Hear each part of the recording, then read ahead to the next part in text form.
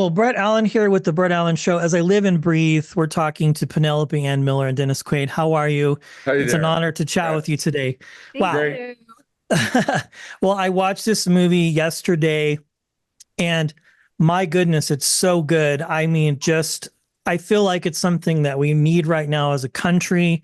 I just turned 50 this past week, and the memories of watching Reagan on television just came rushing through. Right. Thank you. We'll start with you, Penelope. How excited are you for this film? You do such a great job, and excited for the fans to watch it because it's just that good. Well, I'm excited because I think what the takeaway is that you get to see what you don't know and what you haven't seen about these very, very iconic, famous figures in our history, is that there's a human side to this story. And we're all human beings, and it's like for everyone. And it was sort of like such a slice of America during those 80s that I think it's just, to me, it was fascinating to find out all the things that I didn't know about Ronald when he was a young boy, or Ronnie as I call him, and their love story, which in essence is the heart of the film. I think people will love that part of the story, is seeing the love story between Nancy and Ronnie. And I don't think Ronnie would have been president if it wasn't for Nancy.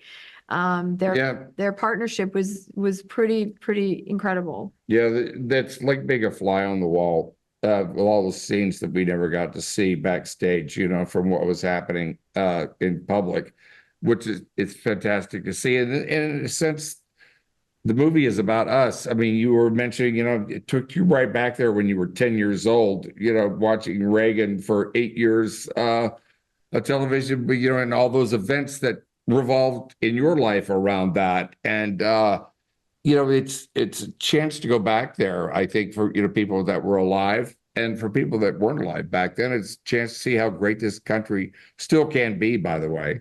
It was an amazing time of history. And although it's not a history lesson, Reagan was like everybody's dad in a sense.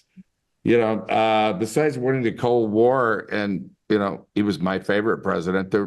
People called him a warmonger. People, he was an actor, a failed actor, or whatever. He was like everybody's dad in a sense, for better or worse. Whether you really admired him or you were the rebel child, and those feelings still loom large today about him. And I think either side of the fence you're on politically, I think this movie there's no political agenda in this film.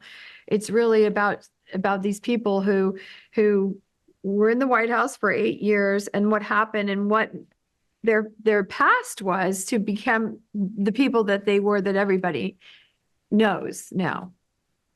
Yes. Well, we are wrapping. This is so good. It just brought back so many memories of my mom and dad, who have since passed, and the parties they would throw when they were running for president.